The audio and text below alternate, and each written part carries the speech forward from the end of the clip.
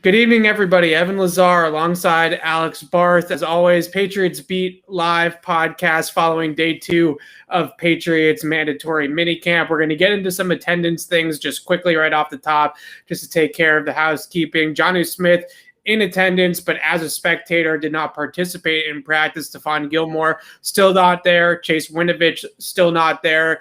But Mac Jones and Cam Newton were there today, Alex, and it was another day where it felt like Mac is having some positive momentum, right? And Cam Newton is sort of teetering a little bit, or maybe even taking a step back. And I don't know. Look, I think a lot of people look at it as excuse making at this point with Cam when we talk about accuracy struggles and we blame it on hand injuries and stuff like that. But you do have to at least give him some sort of benefit of, is it the hand, right? Is that hand injury giving him these problems? But another day of erratic accuracy, another day of some positive steps from Mac Jones, even if he ended practice with those couple of interceptions. But I think the overarching question here is, Alex, and then I can get into some of the things, the actual individual plays that we saw, is I guess at what point does this sort of become a discourse of whether or not Cam Newton should be the starter in week 1? Like, when do we start having those types of conversations? Because right now it's very clear that Mac is building and stacking good day after good day after good day and looking better and better and better. So we start having those conversations when Mac is still doing this when the pads are on. Yeah. When Mac is still doing this when there's full speed reps. When Mac does this in a preseason game, right? They open, I think, against Washington, right, in the preseason. When Mac plays better than Cam in that, when Mac plays better than Cam in that game, right, that's when we start having that conversation. Nothing wrong with pointing out right now that Mac has been better than Cam. And I'm not saying it means nothing, but these are half speed reps, rarely against the first team defense. There's a lot of, context we're missing with these reps because it's a teaching camp. They may be asking certain players to do certain things. So not yet. Now, when we get full speed, first team versus first team in camp, if Mac's still outplaying Cam then, and I'm not saying it will happen, I'm not saying it won't happen. I think there's a possibility it does, but I'm not going to guarantee it. If Mac's still outplaying Cam at that point, then we start having that conversation. Yeah, I would say through 2 days right now, Mac Jones has outplayed Cam Newton in minicamp. And like you said, there's a lot of context that's needed. There are no pads. Not all of these drills are full live, right? So we're going, I think the highest that we might go up to, if we want to put a percentage on it, is probably somewhere around 75, 80%, right, in terms of full speed, right? So you have safeties kind of ranging over the top, and maybe they would have a big hit in a game to jar the ball loose, but they're obviously not going to lay out their teammate in minicamp. So we're taking a step back there. Or maybe in one instance, they're telling the defense, hey, well, these aren't really competitive drills. Let's let the passes kind of become complete, get to your spot, get in position. But if the ball is thrown your way, don't try to break it up, because we're just sort of going through the motions here. But when we get into some real competitive drills, I think what I'm seeing with Mac Jones is, first and foremost, he's definitely the more accurate quarterback, right? I mean, that's, I think, definitely what we've seen throughout these couple days in minicamp is a passer in Mac that understands ball placement, understands where to put the ball and where to put it, especially in the short and intermediate levels. And the other thing I would say was just a quicker trigger finger and just a faster process and a faster decision-making about Mac Jones's game. Now, sometimes that means getting to the check down quickly or getting to the throw in the flat quickly. But we saw Tom Brady kind of take those liberties for 20 years, right? Where sometimes the play down the field wasn't developing the way that he wanted. He'd dump it off to James White. They gain their 6 yards on first down, and they live to play another down, right? And those are the types of plays that you can consistently see Mac make out there at times, that Cam maybe holds the ball for a second longer, half a second longer. And that's, I don't think it looks, and we talked about this last year with Cam, it doesn't look like the Patriots offense as much when Cam is out there, right? It doesn't look like the stylistic fit is necessarily where you would want it to be, especially in year 2 in the system. So I don't know. I don't get too caught up in some of the accuracy stuff, and people post these videos of them throwing against air and Cam's air milling passes, and everybody makes a big deal out of that.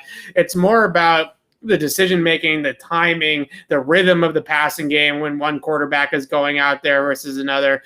And I don't know. It just sort of feels to me like Mac, you can just tell right away why they drafted this guy in the first round and why he fits what they want to do. Alex, we can't hear you for some Yeah, I'm reason. muted. I'm Oh, not there even we sure go. how that happened. Yeah. Yeah, no, he's the guy. When you look back at it, and we were debating all these different types of quarterbacks. Yeah, you absolutely see why they drafted Mac. I mean, he's in control. He's not a major playmaker, but he's not going to make mistakes. And I think Cam's MO has always been. I don't want to say Cam makes a lot of mistakes because it sounds like a diss, and it's not. Cam's always been aggressive. Cam's style of play has always been he's going to make some incredible plays, but the flip side of that is he takes some chances. And that's why when they signed him in the first place, I was a little surprised because it's very against what the Patriots have always been. It was an interesting experiment, and it still is an interesting experiment when you take, a guy who really likes to and succeeds in breaking the system and extending plays and all of that and putting him with a coach who's very by the book and a system that's very by the book. But yeah, Mac is more like he's less of a departure from what they want to do, I think, than Cam is. And we heard Cam say it today, right? How tough the system was. And I don't know that they necessarily fit their calls to Cam as much as they tried to get Cam to fit what they wanted to do. And I think that split, right, that difference between those two, it is now even more prevalent when you have Mac Jones next to him, kind of in a system that's more comfortable for him than a guy like Cam Newton. Yeah, Cam his entire career, even going back to Auburn, as a playmaker. Right, he's the guy that I'm not saying that he wants to run around like Russell Wilson or Michael Vick for 3.5, 4 seconds and make a throw. He was somebody that lived in that like 2.6 to 3 second release time, but he likes to hold the ball for that half a second longer and try to wait for things to develop down the field and try to push the football down the field and make plays from inside the pocket. That's always been Cam Newton's game. And the Patriots are a type of offense that you need to make a quick decision. When you see that the coverage is rotating one way, or you see that your first look isn't open another way, and you just have to get rid of the football, that's where the Patriots want you to live.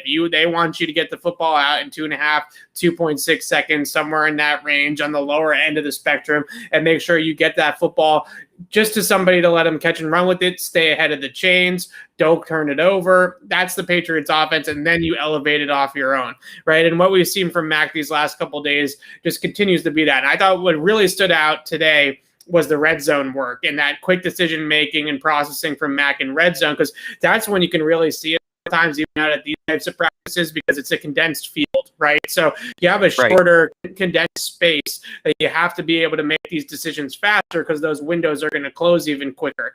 And what he did in the red zone work was throw 3 touchdowns on 8 of his passes. 3 of them went for TDs. I think he completed 6 or 7 out of 8. And what he did was just extremely quick through all of these progressions. And one of them was a stick nod to Hunter Henry, where he fakes like he's going to sit down the route and then he continues up the seam. And Mac just threw it over Kyle Duggar, made sure it was up and elevated so Hunter Henry could go up and get it in the back of the end zone. Touchdown. Then they came back and they ran a little out route with Devin Asiasi against Adrian Phillips, matched up on the backside of the formation one-on-one. Asiasi wins on the route. Mac Jones sees it, gets the ball out to Asiasi, touchdown. Then they came back another play, and Matt Lacoste is crossing over the middle of the field against Duggar, and he throws it, kind of low and in outside of Duggar's coverage, and Matt Lacoste catches it, touchdown. These are the types of plays that you just see even in a red zone drill from Mac Jones, where he just continuously gets the football out, puts it where it needs to be, makes the right decision with it. And the fact that he's already doing that in June, it really bodes well. And I think what a lot of people get caught up in too is these are not these like wow downfield throws, right? Like it's not like he's out here throwing 40, 50-yard bombs on a rope, in perfect placement and stuff like that. But it still looks a whole lot more like what the Patriots want the quarterback position to do. And that's never, not that Brady didn't make great downfield throws, but the basis or the foundation of the Patriots offense was not necessarily those high-level downfield throws. That's what made Brady great, right? That's what put him over the top. But the foundation of the system was everything in between. And Mac right now is operating on a very good level in between. And when I watch how he is as a passer, I just kind of find it hard to believe that if he can take care of the football, and I guess that's a big if, but if he can take care of the football and do what he's doing now and sort of be that game manager and be that point guard of the offense, I don't know how Cam, the passer that we've seen so far this spring and last season, is going to be able to be better than that, unless Bill Belichick is really just counting on Cam's running game attributes contributing more than what Mac can as a thrower, right? Maybe Cam's legs put it more towards him. Well, I think, Mac not turning the ball over, that's the whole thing. That's his whole deal, is he doesn't turn the ball over. Just to backtrack, to attach something you said there to something you said earlier, we had that red zone work today, right? That heavier red zone work. And yesterday they ended with the 2-minute drill. Yeah. So these are, you asked before, when can we start having the conversation about Mac Jones supplanting Cam Newton? Now we're getting the more, situationally specific, slightly more strenuous drills. These are I don't want to put a ton of weight into OTAs and minicamp, but if we're going to put weight on something, it's yesterday's 2-minute drill and today's red zone. So it's a good sign that he's performing well there. Yeah. And Cam, other reporters have said the same thing. And look, I think Cam is a really physically talented player still, and I think that his running game attributes can still be really good. I don't see his arm strength as a big issue right now. It's ball control and accuracy down the field. And he had Hunter Henry on a deep crossing route. Hunter Henry was wide open by NFL standards, and he missed it by 3 or 4 yards, right? Just sailed it over his head.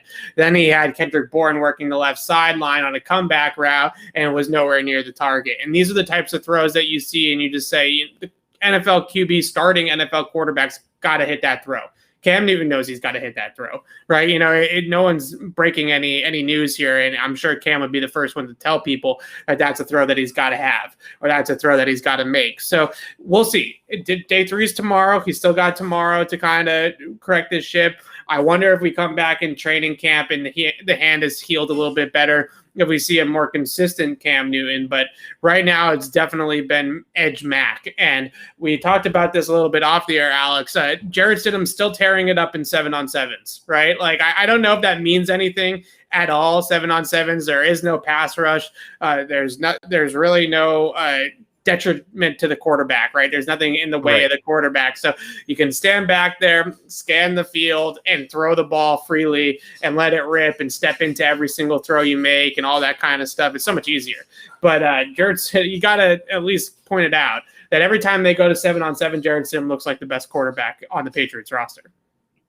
And I mean, that doesn't mean nothing, right? Cam Newton's only on a 1-year deal. And let's say Mac Jones supplants him and Mac Jones becomes a starter. You still need a backup. Right. And if he plays his way into a quality backup role behind Jones, that's, if your 4th round pick turns into a guy who's a 10, 15-year backup in the league, that's a hit. So it's not nothing. It's not nothing. But again, I just don't know that he can cover the ground he needs to get into that top 2 conversation. He barely repped today. It was Mac Jones had 25 throws in competitive drills. Cam, I think, had maybe it was 17 throws in competitive drills. Stidham had 9, and Brian Hoyer had maybe 1 or 2. Right? That was. I saw Hoyer didn't have any. He might not have had any in true competitive drills, right? Yeah. So those are sort of the breakdown there. And Mac's already out repping Cam. I don't know if that's has anything to do with Cam's hand or not. But at the end of the day, Jarrett Stidham is pretty clearly quarterback 3 at this point on the depth chart. Let me ask you this, and correct me if I'm off base here, but I'm just throwing this out. The pattern with Mac and Cam is kind of reminding me, it feels like it's kind of mirroring where Cam and Stidham were at this time last year when Cam came in and Stidham was still sort of the number 1, right? Remember, though, and it's a little different because OTAs and training camp were kind of just one thing, but for the first couple days, they talked about Stidham being the top quarterback, and they were neck and neck. And then it was about 4 or 5 days in that suddenly things just turned, and they started giving Cam more attention, and then he ran with it. He was having more success, and he became the number 1 quarterback. It feels like, and we're still early in that process, but it feels like that process is playing itself out again with Cam Newton. Excuse me, with Cam Newton playing the part of Jarrett Stidham, in Mac Jones playing the part of Cam Newton. Yeah, it's interesting. I didn't think of it that way. I do think that there's a little bit of that going on. What I'm fascinated to see as we get into the summer and we get the pads on in training camp, there's really no run game stuff going on right now, right? Because it's unpadded practice, non-padded practice. So they are doing walk-through run drills, but they're not actually they're installing the basics of the run game from a mental perspective, but they're not just, installing it yet from a physical perspective until we get into actual training camp when the pads go on in late July. So the question is when we get to that point, like I said earlier, how do they kind of divvy that up? Right. And this would be a really interesting question to ask Bill Belichick, if he would answer it honestly, about, okay, you have a running quarterback in Cam, you have the total opposite in Mac Jones. And how do you sort of go about, well, maybe we want to install some read option stuff, and maybe we want to install some zone read or some gap read or some quarterback runs like they did last year with Cam. But your offensive line and your backs are not going to run that and not going to block that with Mac Jones. Right, they're not going to run the same system. So I do think what happened last year was when they got into the run game install portion of training camp, they said, wow, we can play 11 on 11. Cam is not that much better, or that much worse, I should say, of a thrower than Jarrett Stidham. So this is definitely a lot more valuable to us, right? And they kind of had to go there because it was so much more valuable. Stidham wasn't impressing anybody. And it was so much more valuable to run the football with Cam and have those packages in there than to not, that they went that direction. Mac Jones is going to have to outshine Cam so much with his arm that it's worth putting a stationary quarterback back there. Last year, Jarrett Stidham didn't make it worth it, right? And that's sort of the dichotomy here. That's the conversation that we have to have is Mac going to be so much better as a passer that it's going to outweigh Cam Newton's run game adaptations? And I don't think we're here yet, but I see some people in the chat talking about the Taysom Hill role and things like that for Cam Newton. And I don't know if Bill Belichick would necessarily go with that full dual quarterback type of system, but I wouldn't completely rule it out based off of what we've seen in training camp, or in minicamp, excuse me. I do think that there's a possibility that could be on the table if things progress this direction.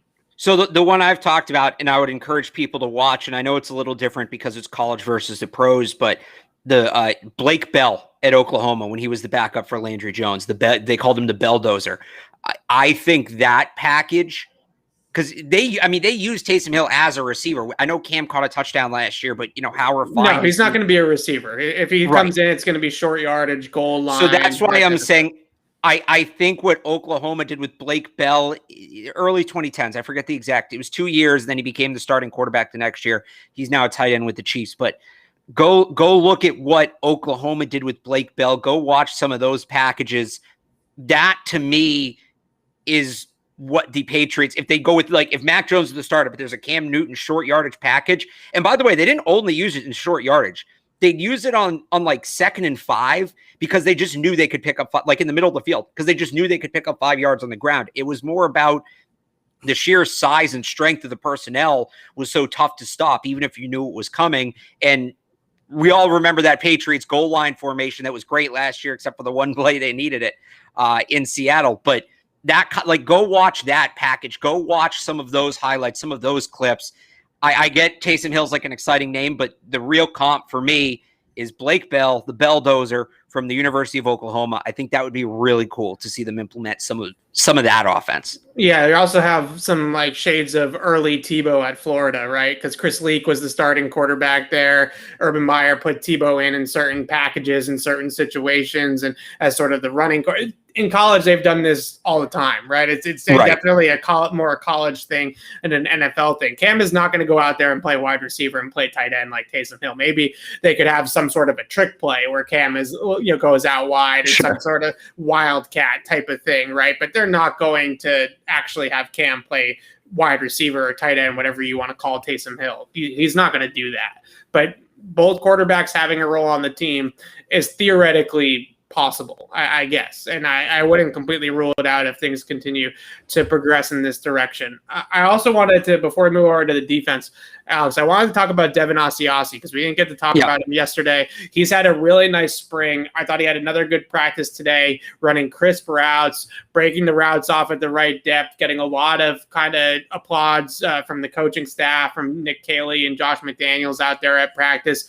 Everyone seems to be pretty thrilled with what they've seen from his sort of development and how he's carrying over what he learned and what he did at the end of last year into this season. But obviously they signed these two tight ends and Hunter Henry and Jonnu Smith. So is there a role or is there even a snaps or opportunity for Devin Asiasi to get on the field? We talk about the Belldozer and Cam Newton playing kind of as that like mobile quarterback option. Is it crazy to think that they could go three tight end at some point or get really wonky with the formations to get Asiasi on the field if he's truly playing this well? Because he's looked extremely good in this camp. Sure. So I, in the Belldozer package, I don't know, because at that point you're prioritizing blocking. That's more so you're putting Justin Herron out there as your third tight end in that formation. But could they go with some, what would that be, 13 personnel offense or even 03? Right. Yeah, I think absolutely. I think it's a possibility. It's just, and Matt Lacoste is having a good camp too. I don't know that he's, been quite as impressive as Devin Asiasi, but these guys are it's early, but performing well. And it's going to be interesting to see. It's a good problem to have if you're the Patriots. Either you figure out a way to get this guy some snaps or he's going to have trade value. Asiasi's a little different because he's only been here for a year, but there probably is a way, especially, Nelson Aguilar's had a couple rough days here, right? If the receivers stumble out of the gate, if Aguilar stumbles out of the gate, if Bourne's a little slow catching up because he's new, if Jacoby Myers doesn't make the jump we think he might make, and he's looked good, it's nothing against him, but the way this team is built, they're really set up in a way where just put the 5 best skill position players out there and then figure it out from there. And I think they've never been afraid to do that before. Bill's never been afraid to get funky like that.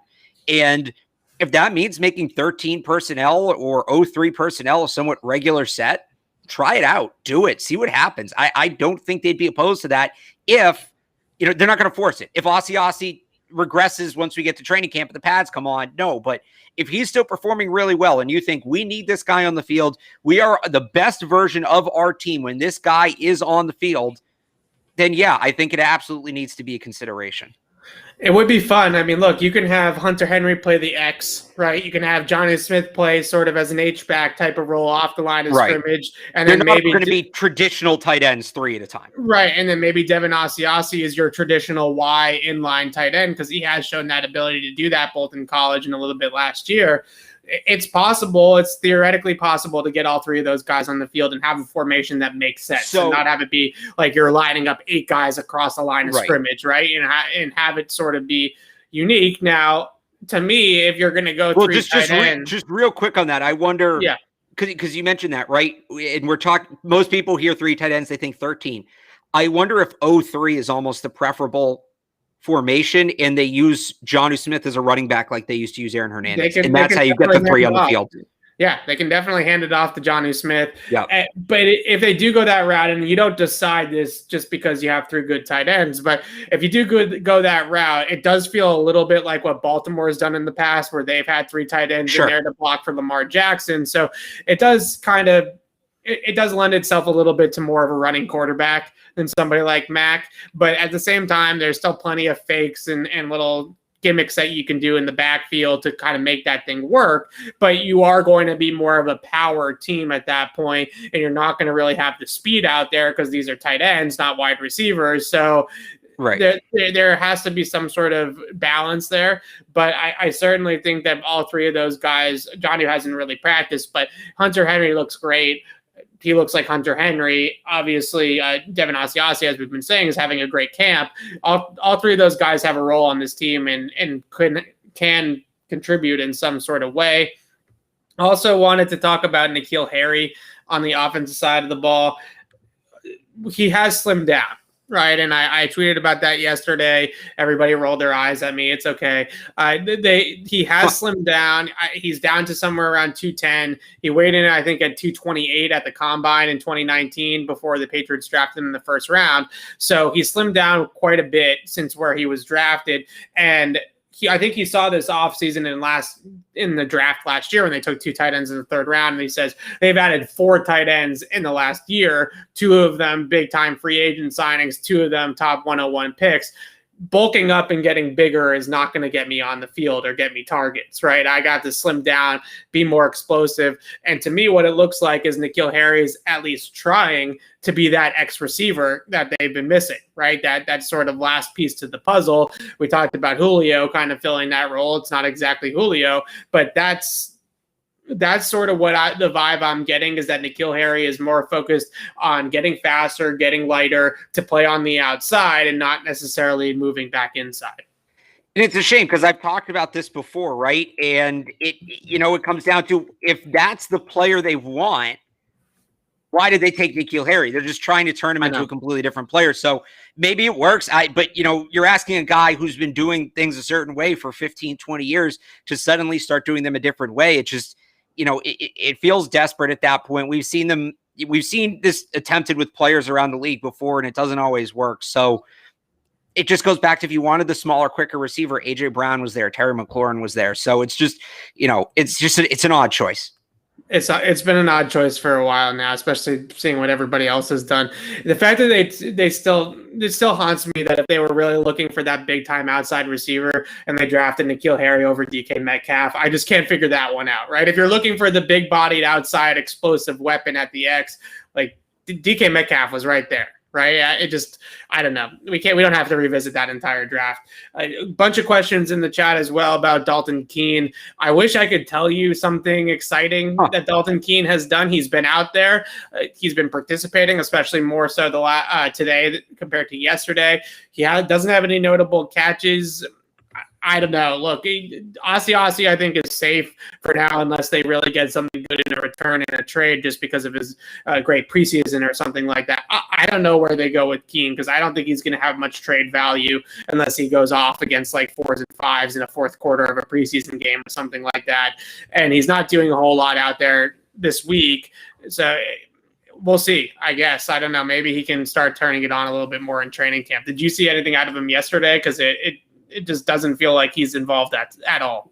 No, not really. And I guess the one thing I did notice, which if anything was discouraging, is so the fullback Jakob Johnson right now, right? Yeah. He normally works with the tight ends. Occasionally he bounces to the running backs. Like, he kind of goes back and forth when they're in positional drills. And when he jumped from the tight ends to the running backs yesterday, Dalton Keene didn't. And so that tells me that they're not, at least seriously considering giving him a more traditional fullback kind of role, which is how he might have a better chance to get on the roster. So it's a small thing. I'm not saying, he didn't follow Jakob Johnson, work with the running backs, he's as good as cut, he'll never make it in this league. It's not that, but I didn't see anything that made me think, there's going to be a role for this kid. Maybe they can get something for him in return if he has a decent preseason. I guess let me add this too, just to be fair to the kid. He did have a neck injury last year, and I believe he had one in college too. And you might not come back the same from that. That's the kind of thing where it can completely change the way you play the game, especially at that position where you need to be physical. If you have a neck injury and you're told, you came this close to whatever happening to you, it's good. You're probably going to be a little less willing to go head first into contact. So I don't totally fault the kid. I think that the neck injury probably wasn't talked about enough last year when people talked about why he wasn't playing. I think, because remember, he didn't play for the first, whatever it was, 5, 6, 7, 8 weeks. And people are like, why won't you play the kid? I'll never fault the team being careful with a guy with a neck injury, a back injury, a head injury. So I don't want this to turn into us tearing it to Dalton Keene, because I think what he dealt with last year was probably more serious than we realized. And sometimes that changes the way you view the game, and it can change the way you play the game, and that's unfortunate.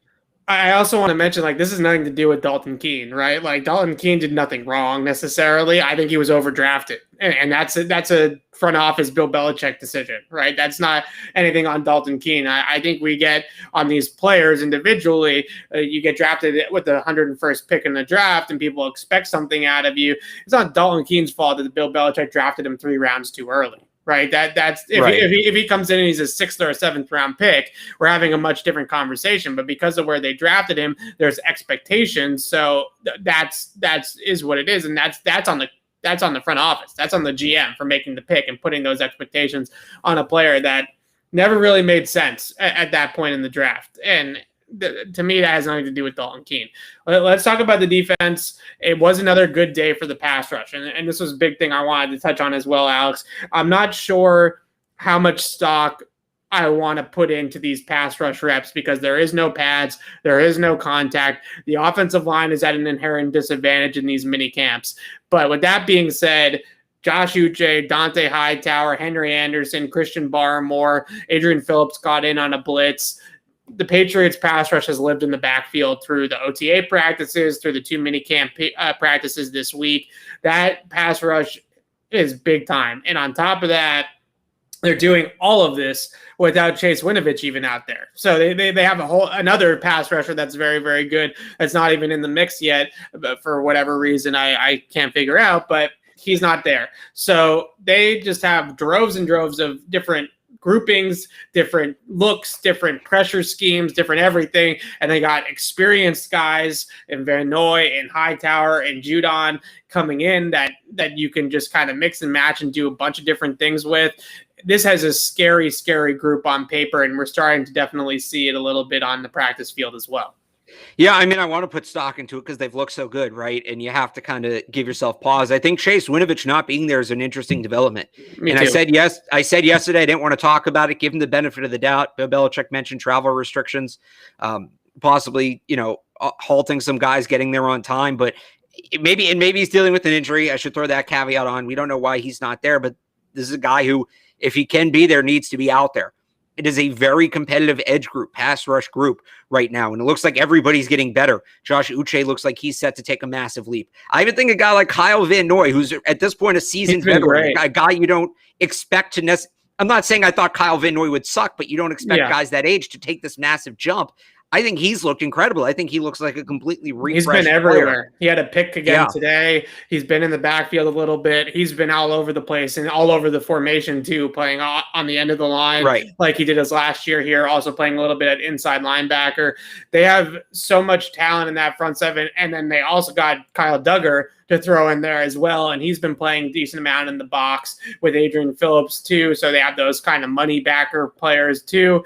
Ronnie Perkins has been a little bit quiet. I think he's still swimming in it a little bit. I was going to say, right now, Ronnie Perkins and Christian Barmore, you can't, they're not necessarily standing out, but they're going to start picking things up. So as competitive as that group is now, you're going to see Barmore and Perkins start to gain momentum, and Chase Winovich is probably fighting for a role. I don't know that he's fighting for a roster spot, but I think he's fighting for a role, and he's not going to be able to do that if he's not on the field. Yeah, it definitely feels like Ronnie Perkins is still in a very much in a learning curve right now. And a big reason why is I talked about this after they drafted him. Ronnie Perkins was a hand-in-the-dirt defensive end at Oklahoma. He was a 4-3 end in their scheme, and he played a lot in a 3-point and even sometimes in a 4-point stance. Now with the Patriots, they're asking him to play up on his feet in a 2-point stance as an outside linebacker in a 3-4. So there's going to be a little bit of a transition there in terms of what he's doing and his role and things like that versus what he was doing at Oklahoma. At Oklahoma, he was an interior player that was allowed to shoot into the backfield, make plays behind the line of scrimmage, and aggressively attack the line of scrimmage. Here, he's going to have to set the edge. He's going to have to do things a little bit differently. So I think that's a little bit of a learning curve for Ronnie Perkins. Christian Barmore has been in the backfield a lot. He was in the backfield on Mac Jones' second interception. I couldn't tell if he was the one that got his hand on it, but he was certainly the one that made Mac Jones move off his spot, and eventually the ball was batted down at the line of scrimmage and into Kyle Van Noy's hands. So Christian Barmore is already making a little bit of noise, just rushing the passer. He looks like somebody that is definitely going to have the ability to play that early career Adam Butler role, right? Just come in on third downs, second and long, and rush the passer. I think that's going to fit right in with Christian Barmore. It's in droves, right? Because even when they go to like sort of their second group, right? So the first group for the most part has been just at the linebacker position has been Judon, Van Noy, and Hightower, the 3 veterans, right? And then they go to that second group, and here comes Uche, right? And Uche has just been unblockable, especially the backup tackles, Will Sherman, Corey Cunningham. Those guys have had all sorts of trouble blocking Uche for going on a month now, going back to OTAs. So that group is just extremely deep. Uche is having a fantastic camp, and they almost have to figure out a way to get him on the field because they have so much veteran depth ahead of him that they're going to have to figure that out. It's going to be really, really fun to see this group come together.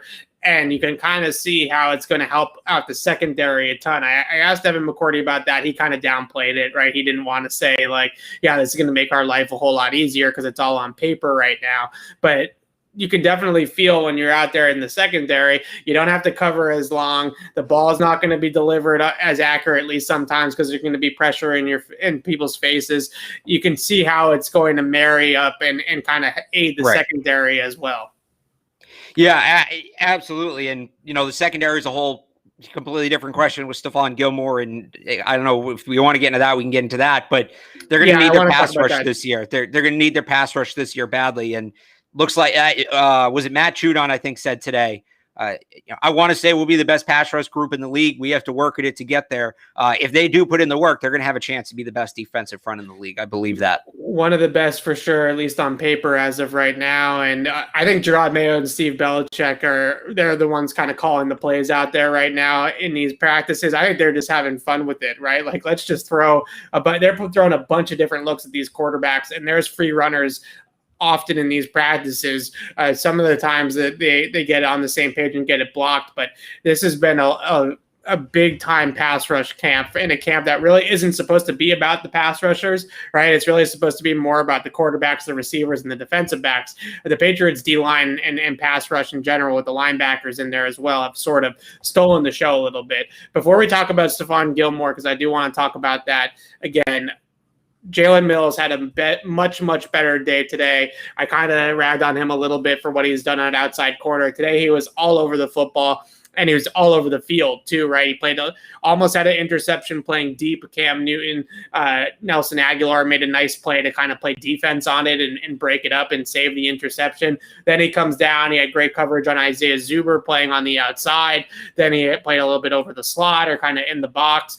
Devin McCourty talked about Mills after practice, just said this is a guy that we can already tell can just play everywhere. And that's really valuable in this system, in this scheme, whether it's at outside corner, slot, box safety, deep safety. He can play pretty much every single spot in the secondary. That's why, just kind of segueing into Stephon Gilmore too, it feels so much more valuable, the Jalen Mills signing, if they allow him to sort of be a jack of all trades. If Stephon Gilmore isn't here, then he's going to have to play outside corner, right? If Stephon Gilmore is here, then they can allow him to move around and kind of put out fires and just go where he's needed. So I guess we could talk about Mills a little bit, or we can talk about Gilmore too and how it feeds into the two things. But a much better day from Jalen Mills out there today, who had one of the best. I would say he's probably the practice player of the day. That's encouraging. That's definitely encouraging. Like you said, I thought he struggled yesterday, and wherever he is, they're going to need him. Ideally, it's not at outside corner, at least not primarily. I think he's at his best in the box, but if he has to play out there, you want him to play well. So there you go. All right, let's talk a little bit about Stephon Gilmore's situation. Bill Belichick this morning confirming that Stephon Gilmore, the team does not expect Stephon Gilmore to be there tomorrow. He wasn't there today. He's not coming to mandatory minicamp. He's not reporting to mandatory minicamp. All over his social media right now, there's players, Jalen Ramsey, Nuke Hopkins, the guys in Arizona, trying to recruit Stephon Gilmore to come from the Patriots to their teams. This situation, Stephon Gilmore, I believe he had some Patriots stuff in his bio on Twitter that's no longer there. So all the little social media, kind of hints and stuff like that, as we talk about and overanalyze, all those things are starting to come out now with Stephon Gilmore. I think the question of what does Stephon Gilmore want from the Patriots is a really interesting one. Does he does still have New England Patriots in his Instagram bio. Okay. All right. That's good. What does he want from the Patriots is an interesting combo. Does he want incentive to play this year and just a bonus to play this year and then hit free agency? There are some rumors out there that he's kind of looking at Darius Slay's contract, which was $3 for $16 million a year, as sort of a benchmark of what he would want for his last deal. What does he want from the Patriots? Should the Patriots be willing to do it? We are continuing to bang the table for the Patriots doing this because it just feels like the defense isn't whole without Stephon Gilmore. So I wrote about this morning for 985thesportshub.com. I don't know that it's one specific thing. I don't know that you can say, oh, he wants tenure. Oh, he wants cash. I think it can go a number of different ways. I think if they were to say, hey, we'll give you $20 million this year and then you're a free agent, I think he would take that. If they said, hey, we'll give you, $12 million a year, but we'll sign you for 5 years, I think he'd take that. So it comes down to splitting the difference. It's going to be a compromise. We talked about this on the show yesterday. Gilmore's going to turn 31 week 2 of this season. Last year, there were only 10 corners in the league, age 31 or older, and none of them were true number one corners. None of them were close to Stephon Gilmore. So you throw that caveat on, but you also kind of see hey, there appears to be a wall here. The way things have gone in recent history, when corners hit the age 30, 31, 32, their play starts to drop off. Do you want to commit 3, 4, 5 years to a guy who's about to turn 31? If you don't and you want to keep him, you're going to have to pay him a ton of money because he's looking for that last big contract. And I bet, we see teams do this all the time. If a team feels like they're close, they'll give a guy who maybe they shouldn't give a long-term contract, a long-term deal. They'll front load it and they know, hey, we have like a 2-year window. It's going to be a mess after that anyway. So let's capitalize on this 2-year window. And if we have to carry the bad contract, we carry the bad contract. So we do. It's how teams operate. So I don't know that it's a definitive, hey, yeah, Stephon Gilmore wants 4 years and anything less than that, he's not coming back. I don't know. It's Stephon Gilmore wants $20 million this year. He's not coming back. I think that there's probably some middle ground. It's just finding out what it is. I think the comp is, why am I blanking on his name in Philly? Darius Slay. I just pulled up Darius Slay's contract information because this is what I want to talk about. I don't think there's a great comp, and teams do this all the time. This is commonplace. You look at similar situations around the league. This is how agents and teams negotiate, right. 100%. So Slay signed this deal at age 29, so he was 2 years younger, but he's also, I don't think he's at the same echelon that Gilmore is. So This isn't a perfect comparison. Let's keep that in mind, but I think this is as close as you're going to get. Right. So Albert Breer of MMQBSI, he reported, I think yesterday, that Gilmore's agent is using this Darius Slay contract as the comp, right? They're saying, this is what we want. Stephon Gilmore is a little bit older, but he's a better player than Darius Slay. So it kind of, they think it evens out, right? The age gap evens out. So in 2020, at age 29, Darius Slay signed a 3-year, $50 million deal with $26 million guaranteed. So that's an average annual salary of $16.7 million. But really, what's more important is the real money, the yearly cash flow. And what you're looking at is mostly kind of like a 2.5-year deal, right? You can get out of it after that point. That's sort of what you're looking at. And you're looking at carrying about a $15 million dead cap hit if you're Philadelphia, if you were to cut Darius Slay now in the second year of that deal. So that's a pretty hefty dead cap, and that's sort of how these deals are made. Now, the Eagles, as they often do, I believe they stacked voided years onto this contract. There's 2 voided years. Yeah, that's Philly's MO, and it's really coming back to haunt them now that their team isn't as competitive. But regardless of that, that's a possibility, and we see that becoming more and more commonplace across the league as these teams tacking on those dummy years at the end of the contract to spread out the cap hits. The Patriots would actually, if they used voided year structure, they could actually lower their cap hit this year and create more cap space for their team in the short term. It would just stretch out, and Stephon Gilmore would be on the books for longer. Let's not forget. So Stephon Gilmore's due $7.5 million. The way that they forwarded his money right from this year to last year, at this time last year, his cap hit's more than double his actual money. It's like 16 something. Yes. And I think that doesn't go up, right? If they restructure the deal. They can they can spread it out, right? So they can actually lower his cap hit in 2021. A big reason why it's 16.3 million is because they kept on giving him those salary conversions to create cap space in the short term to, I hate to say it, but sign guys like Antonio Brown, for example, right? And bring in talent for Tom Brady, Mohamed Sanu, these types of players that they were adding in 2019, in 2018, and 2020 to make the team better. Now they converted salary to signing bonus for Stephon Gilmore a couple times. They gave him that bonus last year, salary advance essentially last year, that's now hitting the books now. So that's sort of what's happening from a cap perspective and why his cap hit's almost double. The Patriots, I feel like, for the most part, try to avoid voided years or dummy years onto contracts. But nowadays, it's a different game. And with the cap just going through the roof in the future once we get off over the pandemic and into the new TV deal and stuff like that. They're going to have the money to be able to afford a cap hit for Stephon Gilmore and avoid a year situation. So that's the comp is Darius Slay. It makes sense for both sides.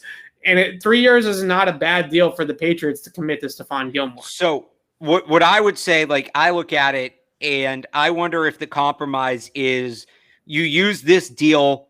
There's probably a little more money in it. You're probably looking at 3 over 60, right? Yeah. With 20 million guaranteed. Use this deal, but wipe out the current 2021 contract Gilmore has, and this is year one. 2021 becomes year one of that 3-year extension. I think that's, you're going to Gilmore's probably going to maximize his money realistically that way. And if you're the Patriots, 31 and 32 are the 2 big years you're focused on, right? This way you're not paying him through 34, where a 34-year-old corner last year would have been the second oldest corner in football. So I look at, and I don't know, enough about the cap. You'd have to ask Miguel Benzon, how that would work. But I believe there's a way in theory to wipe out what exists right now for 2021 or absorb it into the extension.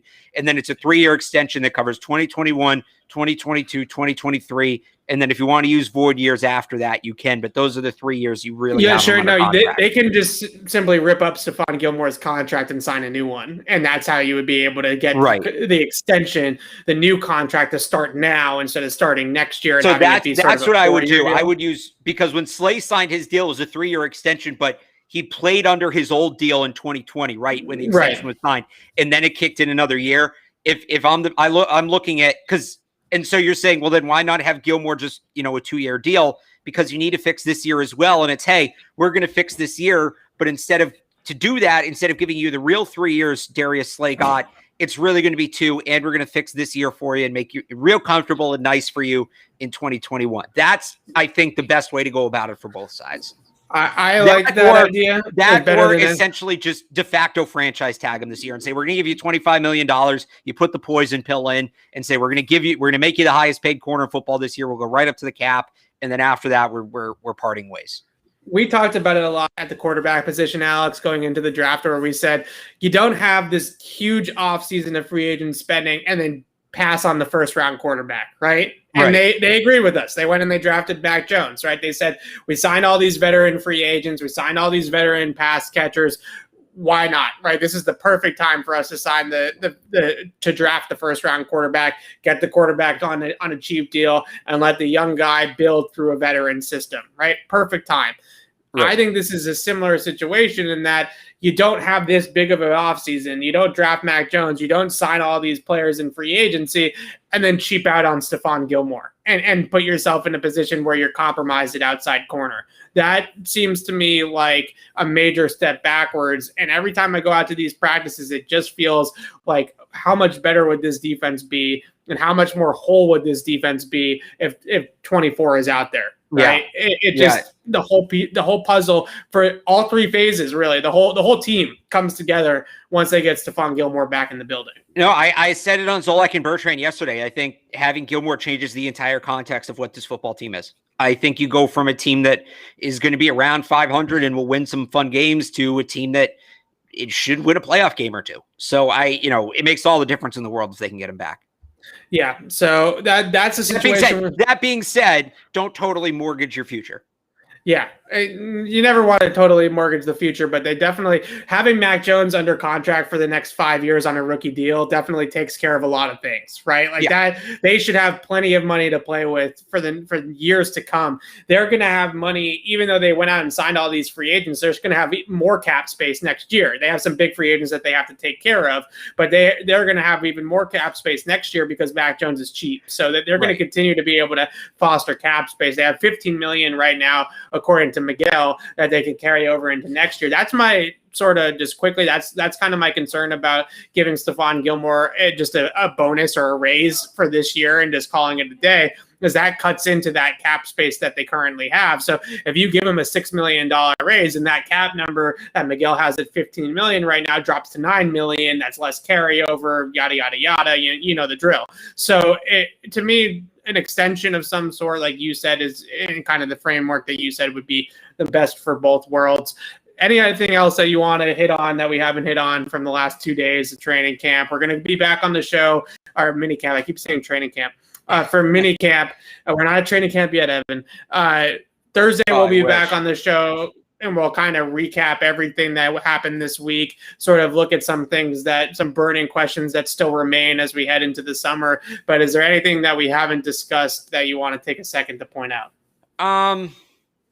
No, I mean, we got pretty thorough yesterday, Colbert and Zuber and that stuff. Again, I just think it's, take everything that comes out with a grain of salt, and, it's no insult to you, anybody else covering practice, me. No. I mean, I just want to remind everybody of that, because I feel like, we put stuff out there and people jump all over it, and I get it.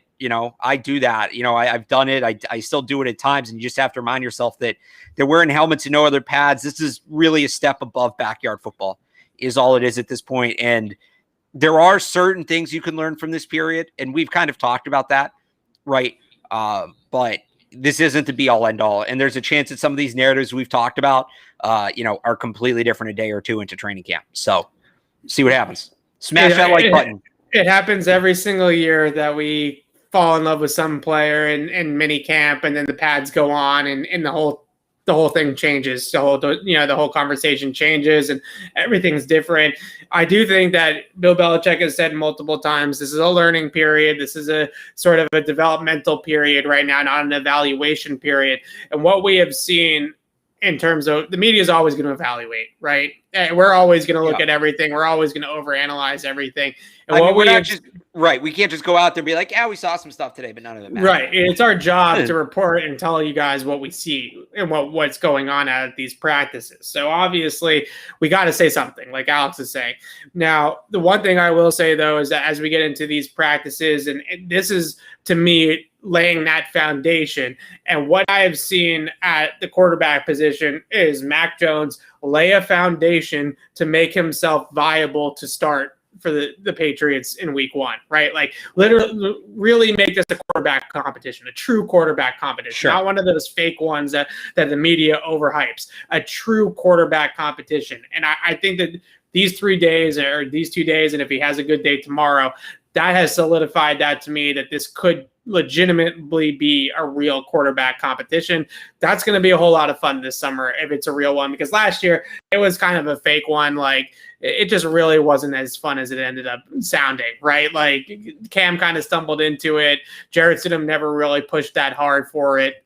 So it was kind of just like, here it is, Cam. Right? It was competition by attrition. Yeah.